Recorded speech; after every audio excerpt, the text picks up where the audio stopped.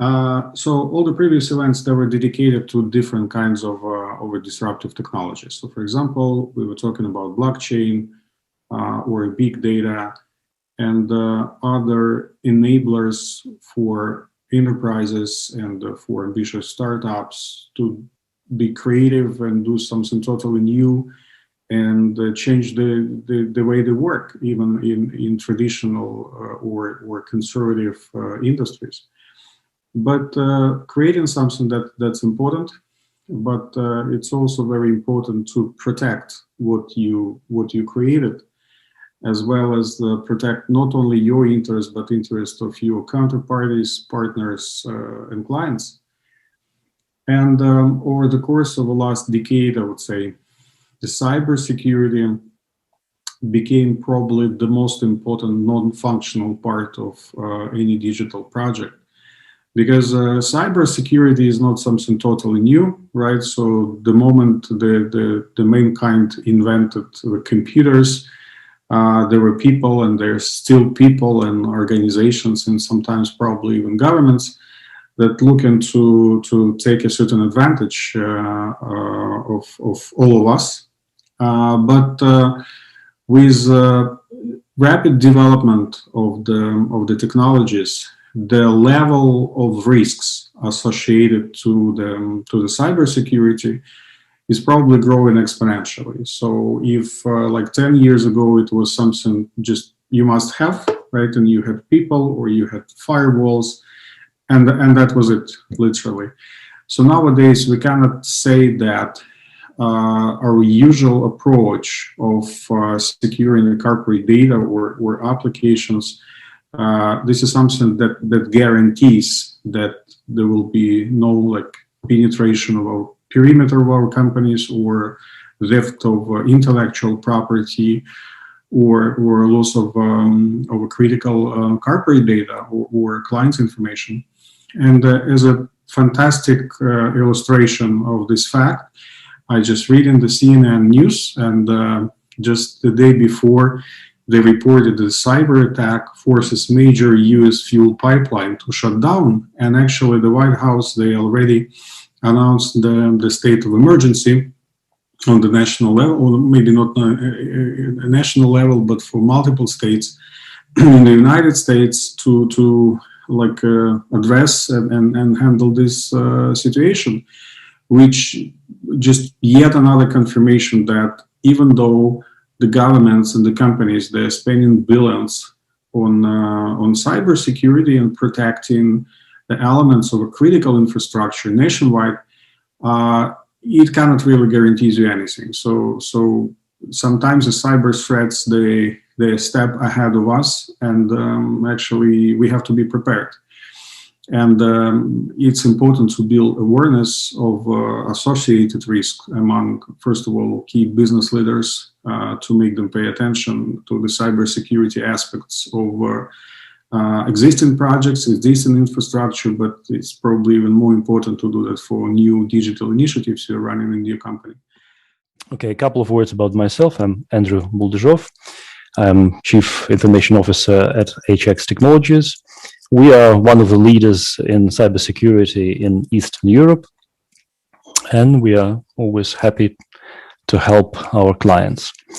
So our primary goal is business environment, but I would like to start with cybersecurity for individuals. This will give us some reference points, some foundation, because this also applies to business, but it's kind of simpler. Okay. So why do we need cybersecurity in our lives at all? So some people may say that, well, we don't need it at all. In fact, if you use private finances, well, all of us nowadays have mobile banking and stuff like that. You're risking that money already. So even if you don't have any secrets or commercial data on your home computers, at least you're risking your finances. Even if you, for example, keep your finances only on your smartphone and you think that, okay, my smartphone is protected. But if your computer is infected and the smartphone is in the same network with the computer, this gives the attackers leverage. They can, basing on your computer, they can more easily attack your smartphone. Then, of course, there is personal information. At least some personal information always exists on your computers. Maybe photos, maybe your preferences. And if hackers get hold of that information, then can use it for extortion, for blackmailing even. And they can use it for targeted fraud. So if they know something about you personally, they can then make a targeted attack. And even physical assault. So if they know your whereabouts, they can actually meet you there. So it's pretty serious. But even if you have nothing on your computer, nothing important, nothing valuable, your computer resources are valuable by themselves because they can be used to send spam, to make distributed denial of service attacks, cryptocurrency mining. So you are paying for your electricity and somebody is gaining the reward. And they can use your computer as a proxy. For example, they are making some attack and they are doing it from your computer. And so the FBI or some law enforcement can even come to you because the attack comes from your computer. And nowadays we are all working remotely. Most of us work remotely. That's why sometimes it's immediate and unprepared. You have to work from home. And if you're working in a home environment that is not prepared, then you're with a problem because you cannot start immediately working in your environment because you're not confident if it's clean. The personal security in the internet nowadays is extremely important.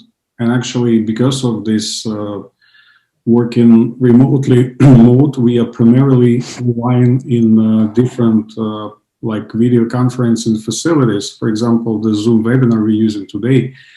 And also we're using a lot of instant messaging and like voice messaging and all this stuff, simply to keep our business processes running. And the question I've personally been asked all the time by people around me, especially if they are not like super tech savvy, is that, hey, what would be your recommendation and which messenger, which video conferencing platform is most secure, or which one you would not recommend using exactly because of vulnerabilities and associated security threats. So your like favorite top three or the most negative top three? So yeah, Zoom has become very popular since the pandemic started. Actually, it was the most, I think, rapidly developing platform, the most popular. But unfortunately, it had quite a lot of vulnerabilities. Most of them have been fixed, and well, they claim that they fixed all of them, but unfortunately, we cannot check it. It's not possible to check if they fixed it because it's on their side mostly.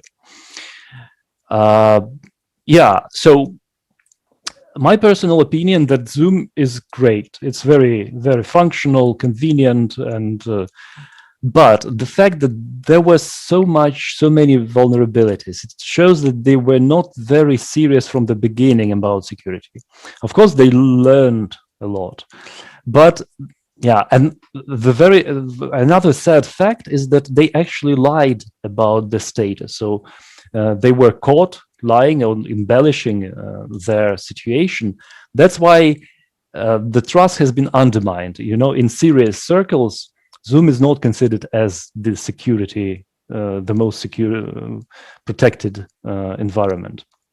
That's why we actually made this comparison.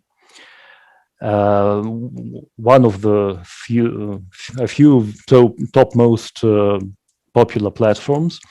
And as you can see, none of them is perfect. Some advantages and disadvantages every one of them has. But we can see that actually a Cisco Webex is pretty good. Also GoToMeeting and FaceTime. So our recommendation is Zoom is fine. if you want to use it even for business meetings, if you don't discuss really critical stuff there, then it's fine. But if you're dealing with some top commercial secrets, maybe even national secrets, then you better consider some alternative, which is more protected. So one of these few which have more green marks here, so like Cisco, Webex, and GoToMeeting. This interesting diagram shows biggest breaches of individual confidentiality. So these big websites, big services, something like Facebook, even Microsoft, Twitter, they all have been hacked in the past. And the confidential information of their customers was breached. And they actually had a lot of damage. So every such breach is a damage, because at least you have to mitigate this incident. So you have to reset the passwords, you have to notify the clients, but this is only the top of the iceberg. Because if you're leaking somebody's confidential information, there can be lawsuits and mass tort even. So it can be really detrimental. There are precedents when businesses went bankrupt because of such cybersecurity incidents. That's why for business it's vital, but even for you individually, it's kind of serious, because especially if you use the same password, the so-called reusable password. If you use the same password in several services, and one such service is hacked, then automatically all your passwords are, all your other accounts are also affected. And there are databases which can be used to check. And there's a very nice website, I totally recommend it. It's very popular, both with security research and the hackers. So hackers also use this database. So you can actually check if one of your accounts has been breached. So you type in your email and it shows you if this email is associated with one of the accounts that was hacked. So totally recommend to check it. All right, so this is importance for individuals, but we want to speak about business. These are basic rules. So this is something we should always begin with. That's why we call it hygiene. It's like your personal hygiene, which you learn from your baby steps. So this is something which everybody should learn. We will not be speaking in particular about all these rules, only highlights. So this set of rules helps you avoid 99% of personal security issues. And also it is the foundation for business security. Okay, let's review very briefly the highlights. Suspicious events. So everything which is coming to you should be regarded as suspicious. It's like when somebody is calling to your phone. For example, you know this popular attack when somebody is calling to your phone and claims to be a bank official or some security or some whatever. So they are trying to convince you using all the tricks of frauds that they are legitimate. But if it's an incoming call, it's always suspicious. If you are calling the bank's number, then you're pretty confident that you're reaching the bank official. Well, not 100% positive, but it's still guaranteed. But if the call is coming to you, then it is suspicious. The same applies with computers.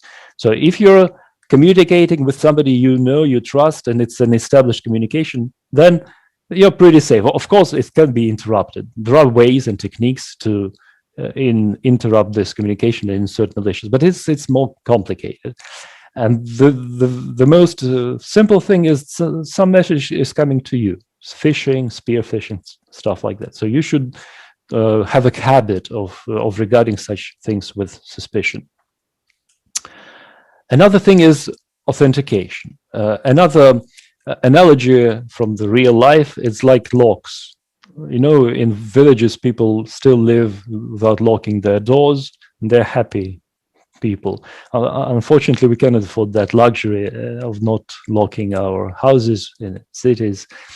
And the same stuff in computers. So you can maybe not care about passwords, but sooner or later somebody will try your lock. And the difference with computers is that there are actually bots who are knocking at each and every door. So imagine robots walking on streets and trying the doors. Of course, they will find your unlocked door. And if it's a weak password, if it's a simple lock, like a latch, you have a very simple lock on your door. And the robots are getting smarter and smarter. So they are trying those latches and they're breaking those latches. So they can actually break very simple locks nowadays. That's why this set of rules applies how to use reliable locks. And just one thing I want to draw your attention to is two-factor authentication.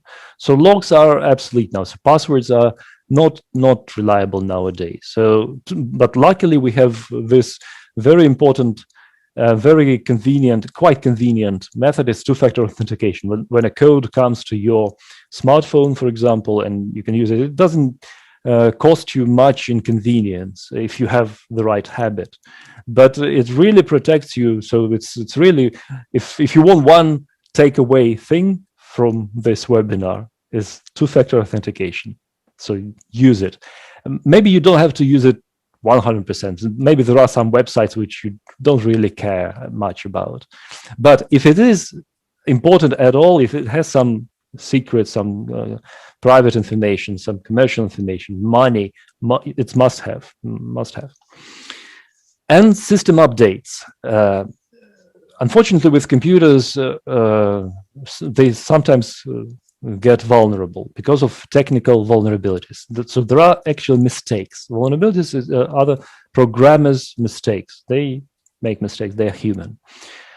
And it's important to fix those mistakes as soon as possible, because usually the good guys find the mistakes quicker than the bad guys, and they make the fixes, the updates soon enough.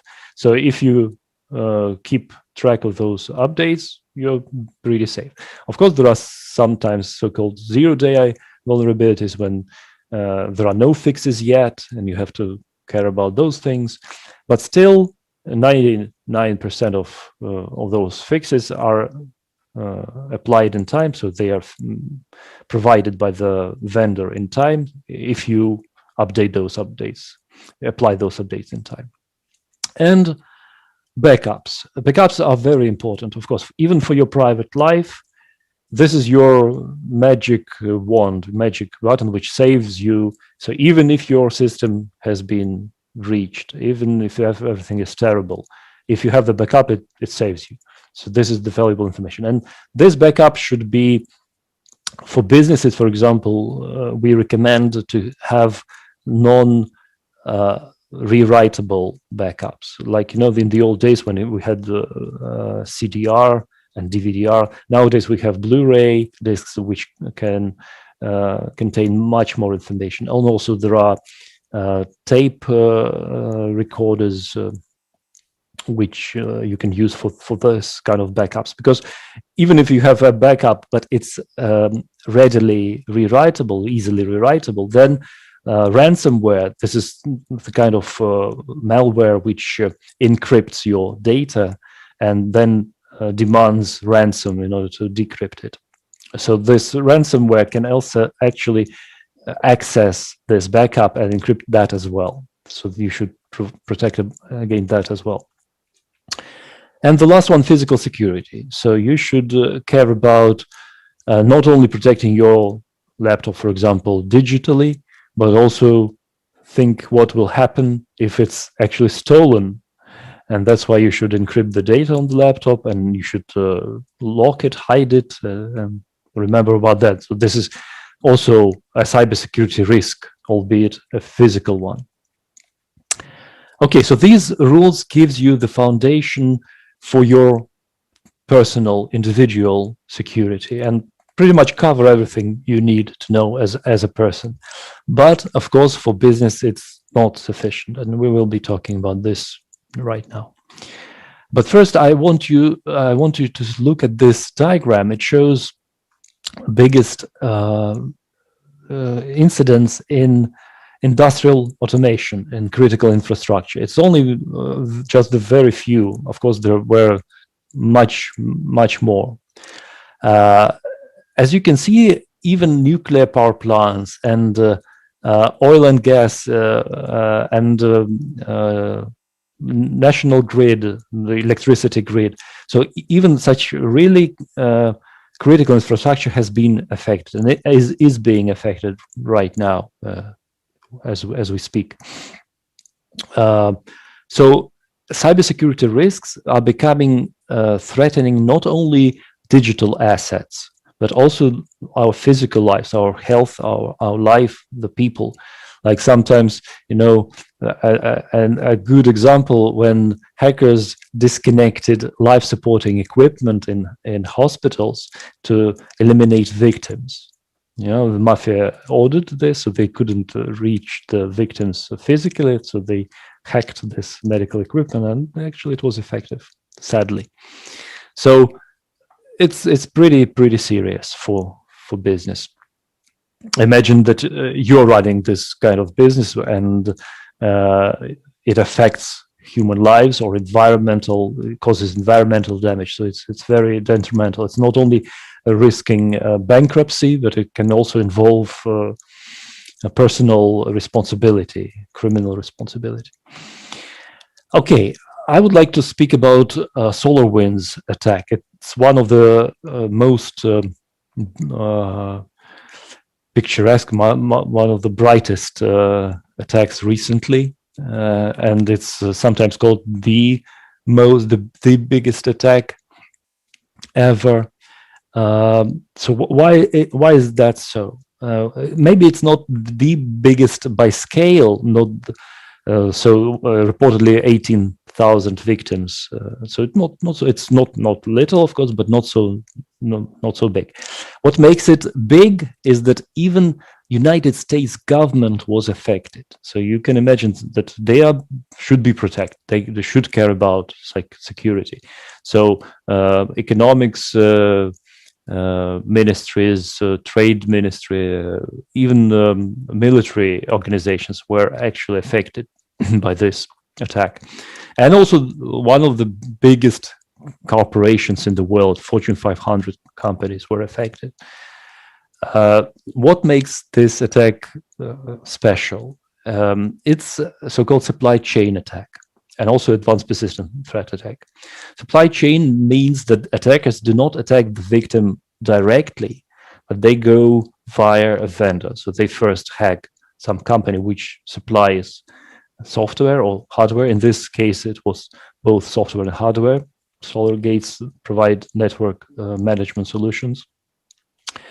So, and the end client do not suspect. They get the updates from the vendor, and they are actually hacked through the vendor.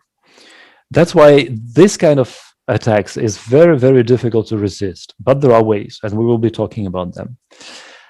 Previously, we were thinking about cyber attacks. Is that okay? We, the company, and there are people or organization that's trying to steal something from us, and they're trying, as you said, trying to check if our logs are open, for example, Yeah. right?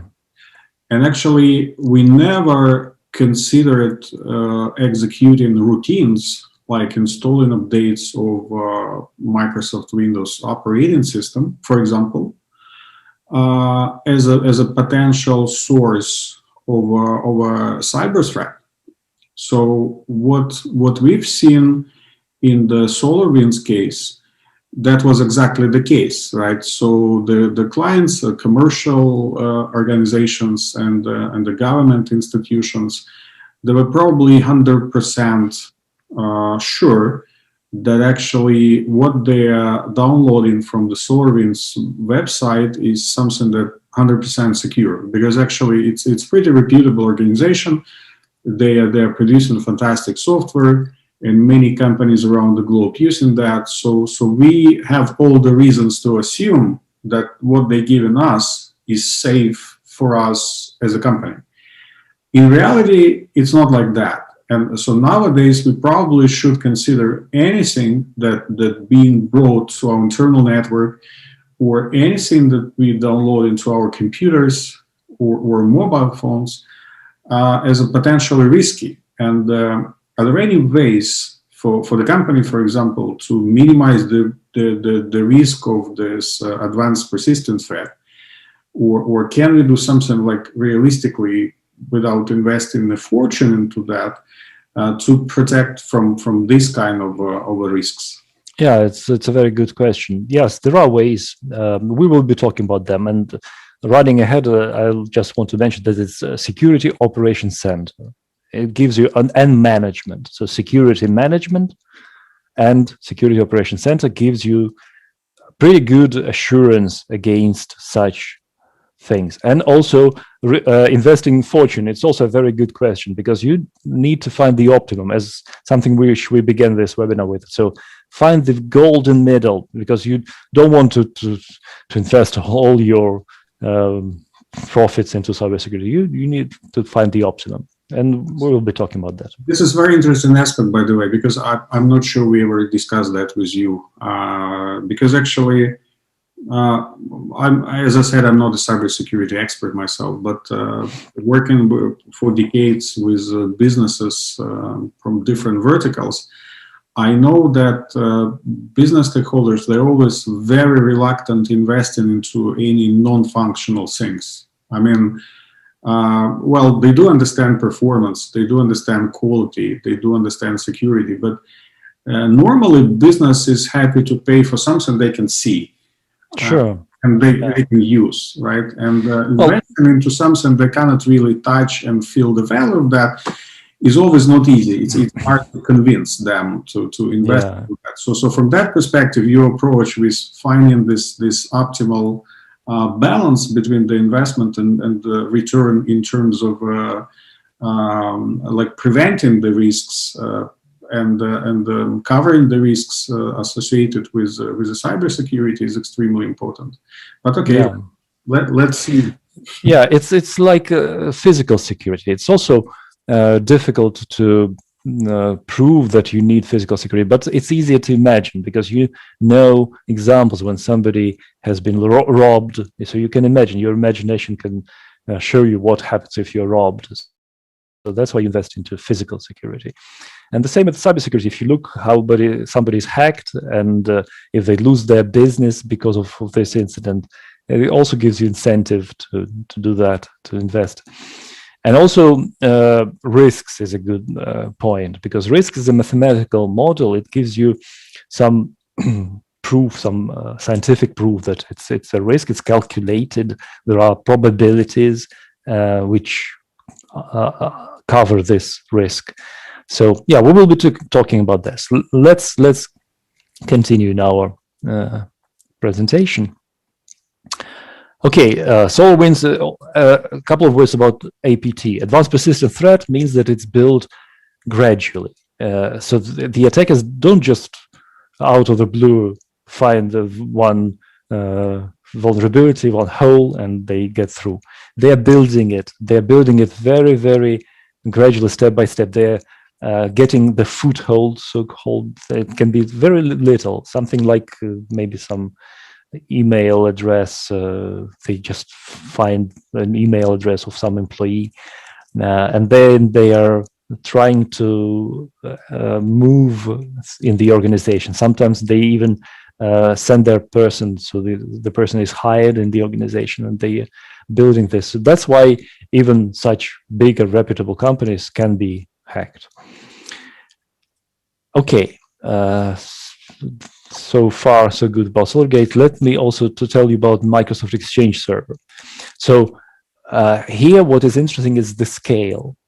Microsoft is a very, very popular product, so they sell a lot of things, and one of the things they sell is Exchange Server. It's a mail server, and a calendar, so it provides this functionality. And it was vulnerable. There were several vulnerabilities which were chained together in order to provide this kind of access. So you see the sheer number of companies and servers is really impressive. Quite a lot of people were affected. Okay, I would like to speak also about social engineering. Social engineering is important in individual life as well, so you can get spear phishing and phishing emails as a private person, but it's even more important for businesses because it can be targeted. Like in individuals, it's usually random, so it's just like carpet bombing. Everybody's getting these emails, and they are pretty easy to spot, provided that you know how to the signs, how to look for this kind of emails. But for businesses, it can be much more serious because these attacks can be targeted, spear phishing, so-called, because the attackers can first dig up information about your company, about the people, about the executives, so they can very very credibly imitate the executives, and the communications from those executives, as if coming from those executives, can be pretty convincing. That's why it's important to care about social engineering, not just perfunctorily, not just the set of rules which your employees check and sign and forget, like an exam in school. This needs to be practical. So there should be drills, there should be imitations of such social engineering attacks, so that they should have hands-on experience with this. Like we had in our practice, one of our clients for social engineering pen tests, we will be speaking about pen tests a little bit further, we actually dropped a USB flash stick in a corridor of our client's office, and one of the accountants picked it up and inserted it in her computer, and it was infected. And so we managed to breach the security using this pretty simple method, which hackers also do use. That's why this kind of practice training can save your organization. And this is also social engineering, because social engineering is everything which involves people rather than just computers. One important thing I want to emphasize right now is that cybersecurity is each employee's responsibility. So it's a very, very common misconception that employees think, I'm not an IT guy, I do my little thing, and I don't care. This is wrong. So this should be from you as business leader, you should, and even yourself, you should also care about cybersecurity, but I hope you do, otherwise you wouldn't have been on this webinar. So as a business leader, you should transfer this understanding to each employee that they are responsible. I just recently had a conversation with Chief Information Security Officer of one of the European firms. And he was, I wouldn't say he was complaining, but that's the very typical situation in any company. We always tell in our people that this is also their responsibility to take care about the cybersecurity. But in many companies, there are formal processes and routines on that, and the protocols. And in many companies, all the staff, they regularly going through the online testing, for example. But I must admit that most of our employees, they are still considering that as unavoidable pain and just a ritual artifact they have to comply with. To don't have problems with information security department. But not many people in the trenches, they really consider that as something serious. unless they're facing them the situations like that on their own. So, are there any recommendations, like actionable and practical, how to make people like accept the fact that they have to be aware and do something about that? Because, for example, in case you just described that when you just left this USB stick somewhere in the office, it was picked up, and the first idea of this person was to plug it into his or her computer, and therefore you penetrate the company. And I know lots of examples like that. So how to prevent that? Like we're all people, we're all human, we're making mistakes, and we're not necessarily paying attention to each and everything that our chief. Sure. Well, I think I can suggest a solution, and this is practice.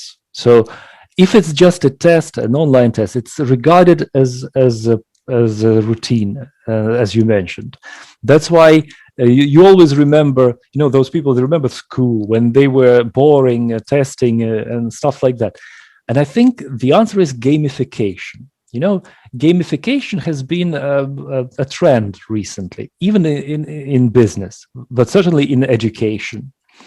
So a game is our main activity. So kids do it naturally. Well, to cut this long story short, if we make it interactive, if we make it like a game, it's a practice, it's a drill, then it's accepted totally differently. So it's fun, it's becoming interesting. So they are like in spy novels when they are trying to breach our company and we are resisting. So blue team, red team, stuff like that. So this is the solution, and we are actually practicing this approach, and it proves very, very efficient.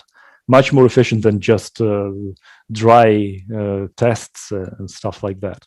So penetration testing is one of such activities, practical activities. It's when assessors, so the company like us, are trying to penetrate our clients with their permission. Of course, they are ordering this service. So we are imitating the actions of hackers trying to access their networks, disrupt and stuff like that. So we are behaving like bad guys behaving. So this method is very efficient because it finds the vulnerabilities, finds the weak links, including social links like the people, and it gives immediate results. So this is why we usually begin with this kind of assessment, in order to show the client that there are problems and they should be solved. And this is also good to begin with because we don't have to know much about the client. So we are acting like in a black box mode. Security Operations Center. So we already mentioned this when we talked about advanced persistent threat and supply chain attacks. So this is a complex solution. It gives you real protection, big protection. Like penetration testing is one-time thing. You're testing your system right now, but things change. So your systems change, configuration, software, new people, everything changes. That's why if you're protected now, it does not guarantee that 5 minutes later, or maybe 5 months later, something will be different. That's why you need continuous protection. And this is given by this Security Operations Center. So you have 3 main directions here. Control is when you're making your system protected. One of such things is penetration testing. Monitoring, you should always watch the status of your system, log monitoring, stuff like that. And operational is more like policies. So there should be a structure which governs your organization. So the standards, the management, the system. And then that gives you assurance and protection. Okay. Management. How do we manage our security? We should care about goals. So we need to provide confidentiality. Nobody knows our secrets. Integrity. Nobody changes our important information. And availability. Our systems should be accessible. And here I want to speak about this question: how much do we invest? The optimum. So we should know the assets. We should know how much we can lose if something happens. We should assess the risks. This is the key point here. So the risks is the mathematical model which compared based on the assets, on the value of the assets, gives you the optimum figure how much to invest. And of course, this needs to be calculated. This is a pretty complex task to calculate the risks and to know how much to invest, because sometimes you may invest more than the price of your assets, right? That's why this needs to be balanced. How do we do this? There are standards, and the one I want to talk about is ISO 27001. So this standards actually helps you to make the management system, which gives you this kind of assurance in your company, because this standard combines all the best practices from many decades in the field, and it has all the know-how which is needed. So everything is there. So this standards gives you the foundation for your security operations center and risk management, risk calculation, and actually gives you the answer how much to invest into your cybersecurity. Okay, so how we do this? So in very quick basic steps, ISO implementation can be described like this. So first you need an initial audit, gap analysis. So first you discover what you already have and what you are missing. And this takes from 3 to 5 weeks. Then actually the implementation. And in this process, every and each employee in your company is involved. And not only the IT guys, but everybody is questioned, tested, instructed. And after that, after you have this system, when all the controls are implemented, all the people are instructed, and documents are prepared, you have the final step is certification. An independent body is certifying you, giving you this certificate, and this makes you a proud owner of ISO 27000 certificate, which you can advertise on your website, and it gives you a new status, new horizons for your market and stuff like that. I've seen several companies certified according to this ISO 27027, and at the same time, when we consulting companies on their digitalization strategy, or in general on automation of internal business processes, this is always one of the questions they have: how to ensure the security of the information in the company. And one of the problems we often can see is that our ability to implement security measures largely depends on the general level of maturity of the IT processes in the company.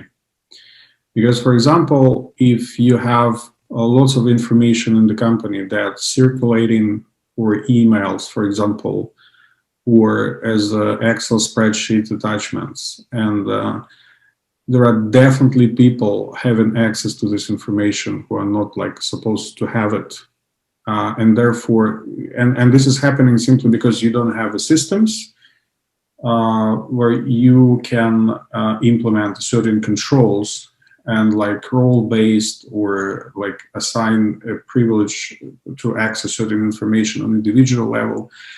And therefore, all the efforts of the information security organization in this company, I wouldn't say that the efforts are wasted, but they bring in very little result, because effectively, unless you have a properly structured corporate data, it's stored and handled in a certain way, according to certain rules, and you have control over it, then it's just a question of making sure that you have relevant process in place and controls and monitoring and everything. But if you don't have a certain level of maturity in your internal IT organization, you effectively cannot do anything about security of this data, because nobody can stop like the person who like accidentally was put into CC distribution list of an email containing this strictly confidential information to forward this email, or just make a snapshot of the screen on their mobile, and that's it. So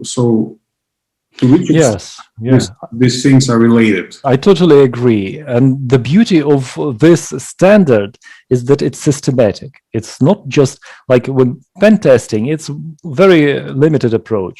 And if you're, as you mentioned, if your organization is not mature, this pen test will not protect you.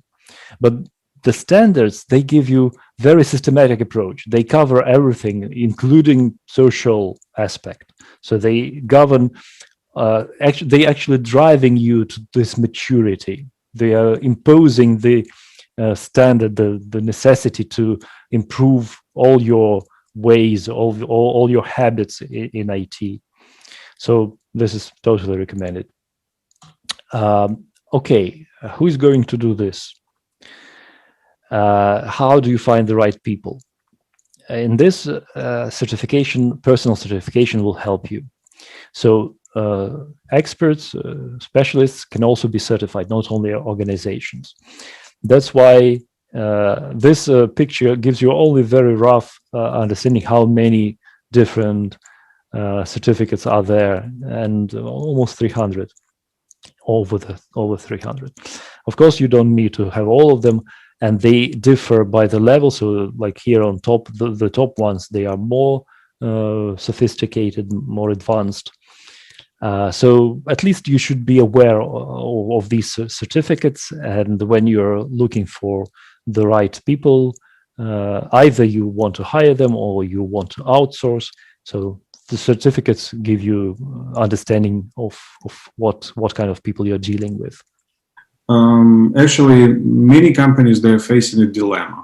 So from one hand, it's always good to have in-house expertise, specifically in information security area, because we want to have our own people or a team or a person we can trust too, and and we want this guy to take care of everything related to that. At the same time, as a demand for IT expertise in general, and IT security specifically is in a very high demand nowadays. It's extremely hard to find good people and have them in your company. And even though you have them, it's extremely hard to retain this personnel because they are being poached like all the big names who also in a bad need of information security expertise. So what would you recommend? I mean, shall organization like mid-sized organization or a small enterprise that either cannot afford of hiring such a person, or it's hard to like retain and build a whole team with all the expertise required for that. So what shall they do? Shall they like go to the consultancies to cover this need, or it's not recommended? What's your view on that? Yeah, it's really a difficult question, and my recommendation is to approach it flexibly. Of course, it's better to have it's nice to have somebody in house, but as you mentioned, it's not always possible.